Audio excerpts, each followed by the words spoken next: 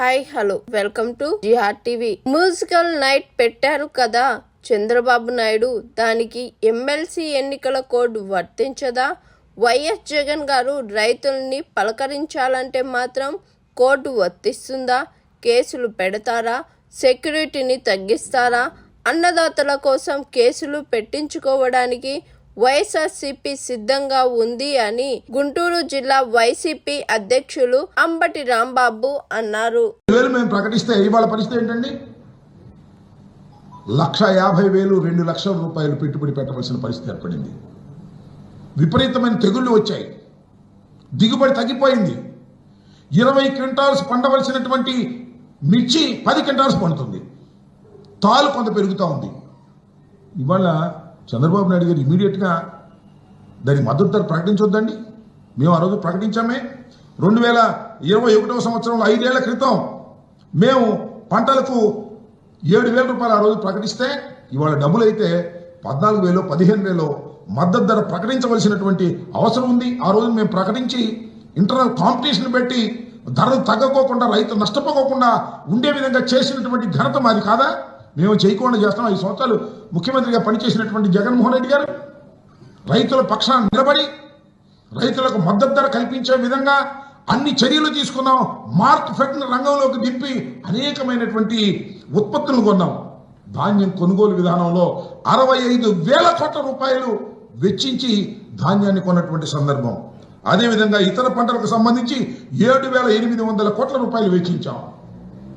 3,000 కోట్ల రూపాయల ధరల స్థిరీకరణ కోసం ఏర్పాటు చేశాం. ఇవన్నీ మేము చేసి చెబుతున్నటువంటి మాట. కానీ చంద్రబాబు నాయుడు గారికి జనవరిలో వీళ్ళు మన హార్టికల్చర్ డిపార్ట్మెంట్ వాళ్ళు నివేదిక ఇస్తే దాన్ని తీసి పక్కన పెట్టాడు. ఇవాళ జగన్మోహన్ రెడ్డి గారు వెళ్ళి పలకరించిన తర్వాత ఇవాళ మొదలెట్టాడు మాట్లాడే మాటలు. ఇవాళ శివరాజ్ సింగ్ చౌహాన్కి ఆయన లెటర్ రాశాడు. ఆ లెటర్లో చాలా స్పష్టంగా చెప్పారు, 20,000 నుంచి 27,000 వరకు కూడా గత ప్రభుత్వంలో 27 వరకు గత ప్రభుత్వంలో మిర్చి ధర అమ్ముడుపోయింది. ఇవాళ మా ప్రభుత్వం వచ్చిన తర్వాత డౌన్ అయిపోయింది. కాబట్టి మీరు ఇంటర్వెన్షన్ కావాలని కేంద్ర ప్రభుత్వాన్ని అడుగుతారని నాకు అర్థం కాలేదు. కేంద్ర ప్రభుత్వానికి ఏమి సంబంధం? రాష్ట్ర ప్రభుత్వం ఏం చేస్తుంది? ఎప్పుడైనా నాఫెడ్ కొన్నదా కేంద్ర ప్రభుత్వ సంస్థ? మార్క్ఫెడ్ మన సంస్థ కదా.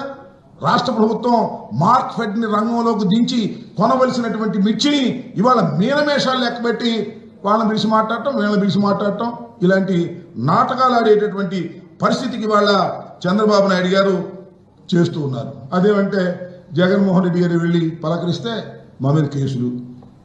ఆయన పలకరించడు, కూతవేటి దూరంలో ఉంది, ఆయన వచ్చి పలకరించడు. ఆయన వ్యవసాయ శాఖ మంత్రి గారు ఉన్నాడు, ఆయన వచ్చి పలకరించడు, వాస్తవాలు తెలుసుకోడు. పోనీ ఏదైనా ఎలక్షన్ నోటిఫికేషన్ అడ్డం ఉందంటే అధికారులు పలకరించవచ్చు కదా. అధికారులు వెళ్ళి అక్కడ వాస్తవాలు తెలుసుకోవచ్చు కదా, అది తెలుసుకోరు. మేము వెళ్ళి తెలుసుకుంటే మా మీద కేసులు పెట్టే కార్యక్రమం. నేను అడుగుతానండి, చంద్రబాబు నాయుడు గారు మ్యూజికల్ నైట్ పెట్టారు కదా మీరు అంగరంగ వైభవంగా.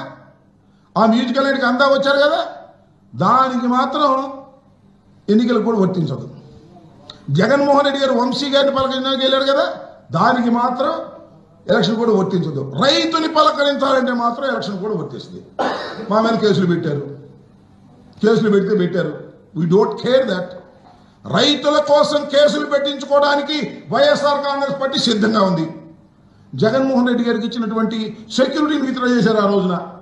ఎప్పుడు లేదు చరిత్రలో, బహుశా భారతదేశ హిస్టరీలో లేదు. ఒక మాజీ ముఖ్యమంత్రికి ఉన్నటువంటి సెక్యూరిటీని 12 అవర్స్ విత్డ్రా చేసుకోవడం వితౌట్ నోటీస్. కనీసం నోటీస్ కూడా ఇవ్వకోకుండా, ఎవరైనా ఉంటే నోటీస్ ఇస్తారు, నోటీస్ ఇచ్చి మీరు వెళ్ళొద్దు అంటారు, లేదు వెళ్తే మేము ఇవ్వలేమంటారు. అలాంటి డిస్కషన్ మాకు ఇస్తారు. వితౌట్ నోటీస్ సెక్యూరిటీ విత్డ్రా చేసుకున్నారు. దుర్మార్గం, కక్ష సాధింపు చర్యల్లో భాగంగా ఇవాళ ఈ కార్యక్రమాన్ని అంతా నిర్వహిస్తున్నది. ఇది చాలా అపార్థమైనటువంటి విషయం. అంతేకాదు, నేను చాలా స్పష్టంగా చెప్పదలుచుకున్నాను. జగన్మోహన్ రెడ్డి గారు రైతులకు మేలు చేయాలనేటువంటి ఉద్దేశంలో విప్లవాత్మకమైన మార్పులు తీసుకొచ్చారు. వ్యవసాయ రంగంలో గ్రామాల్లోనే ఆర్బీకేలను ఏర్పాటు చేశారు. అక్కడే ఈ క్రాపింగ్ విధానాన్ని పెట్టారు.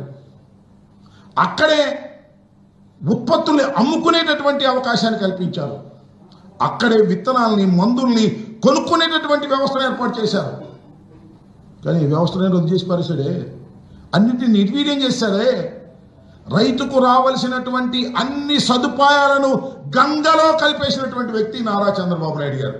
అదేమంటే ఆయన ఐటీ అంటాడు, అది అంటాడు, ఇది అంటాడు తప్ప వ్యవసాయాన్ని దగ్గర కూడా రాకివ్వకుండా సర్వనాశనం చేసేటటువంటి పరిస్థితికి వాళ్ళ చంద్రబాబు నాయుడు గారి ప్రభుత్వం వచ్చింది. రైతుల్ని అనేక విధాలుగా ఇబ్బంది పెట్టేటటువంటి కార్యక్రమాలు ఇవాళ చంద్రబాబు నాయుడు గారి ప్రభుత్వం చేస్తుందని కూడా ఈ సందర్భంగా నేను మనవి చేస్తున్నాను. కాబట్టి నారా చంద్రబాబు నాయుడు గారికి నేను చాలా స్పష్టంగా చెప్పదలుచుకున్నటువంటి అంశం ఏమిటంటే, అయ్యా చంద్రబాబు నాయుడు గారు, మీరు నాటకాలు ఆడమాకండి. రైతులకు నిజంగా చిత్తశుద్ధిగా మిర్చి రైతులను మీరు ఆదుకోవాలి అనుకుంటే మీనమేషాలు లెక్కించాల్సిన అవసరం లేదు. ఇమీడియట్గా మార్కెట్ని రంగంలోకి తీసుకురండి, కొనండి, కొని రైతులకు మేలు చేయండి. కేంద్ర ప్రభుత్వం సహాయం చేస్తుంది. అప్పుడు మార్కెట్ కొనదాన్ని కేంద్రానికి అమ్మండి, కేంద్రం సహాయం చేస్తుంది. అసలు అదేదో స్వామి చెప్పినట్టుగా రైతులు రోజు వస్తున్నారు. ఇలాంటి పరిస్థితుల్లో దిగుబడి తగ్గింది. ఇన్ని పరిస్థితుల్లో రైతు, ముఖ్యంగా మిర్చి రైతు ఈ ప్రాంతంలో తీవ్రమైన ఇబ్బందికి గురవుతూ ఉంటే మీరు మాత్రం పట్టించుకోకపోవటం చాలా దురదృష్టకరమైనటువంటి పరిణామం. పట్టించుకోకపోతే కుంటి సాగులు చెప్పేటటువంటి కార్యక్రమం చేస్తున్నారు. నేను మనవి చేస్తున్నా, వైఎస్ఆర్ కాంగ్రెస్ పార్టీ అధికారంలో ఉన్నప్పుడు, జగన్మోహన్ రెడ్డి గారు ఉన్నప్పుడు మార్కెట్లో రైతు ధర పడిపోయి మార్కెట్ యార్డ్లోకి శనగలు తీసుకురావడం మానేశారు, బయట అమ్ముకున్నారు. పెరిగింది కాబట్టి మద్దతు ధర కన్నా. ఈ విధంగా రైతు అండగా నిలవలసినటువంటి ప్రభుత్వాలు ఇవాళ చంద్రబాబు నాయుడు గారి నాయకత్వంలో రైతు గొంతు నిలిమి చంపేటటువంటి పరిస్థితికి ఇవాళ ప్రభుత్వాలు రావడం చాలా దురదృష్టకరం. డ్రామాలు ఆడుతూ ఉన్నారు, నాటకాలు ఆడుతూ ఉన్నారు. చిత్తశుద్ధి లేనటువంటి కార్యక్రమాన్ని వాళ్ళ చంద్రబాబు నాయుడు గారు చేస్తున్నారు. మేము విజ్ఞప్తి చేస్తున్నాం, అయ్యా నారా చంద్రబాబు నాయుడు గారు నాటకాలు ఆడమాకండి. నాటకాలు ఆడటంలో చంద్రబాబు నాయుడు గారిని, మరి వాళ్ళ అబ్బాయి లోకేష్ గారిని మించిన వాళ్ళు ఎవరు లేరు. ఇంకో నాటకం ఆడారు చూశారు కదా నిన్న, పోస్ట్పోన్మెంట్, గ్రూప్ 2 ఎగ్జామ్స్ పోస్ట్పోన్మెంట్. వీళ్ళు లెటర్ రాశారంట, కానీ ఏపీపీఎస్సీ ఒప్పుకోలేదంట. ఈ లెటర్ రాస్తే ఏపీపీఎస్సీ ఒప్పుకోకపోవడం ఏంటి? What is this drama? మళ్ళీ అక్కడ నిరుద్యోగుల్ని మోసం చేసేటటువంటి కార్యక్రమం. రైతుల్ని మోసం చేస్తారు, నిరుద్యోగుల్ని మోసం చేస్తారు. ఏ కాడికి కూడా తనకు కావాల్సిన పనులు తాను చేసుకోవడం తప్ప ప్రజల్ని మోసం చేసేటటువంటి దౌర్భాగ్యమైనటువంటి పరిపాలన ఇవాళ చంద్రబాబు నాయుడు గారు అవలంబిస్తున్నారు. 9 మాసాలకే ఇది రైతు వ్యతిరేక ప్రభుత్వం, విద్యార్థి వ్యతిరేక ప్రభుత్వం, ఇది నిరుద్యోగుల వ్యతిరేక ప్రభుత్వం అని ముద్ర వేసుకున్నటువంటి సందర్భాన్ని మీ అందరికీ నేను గుర్తు చేస్తున్నా.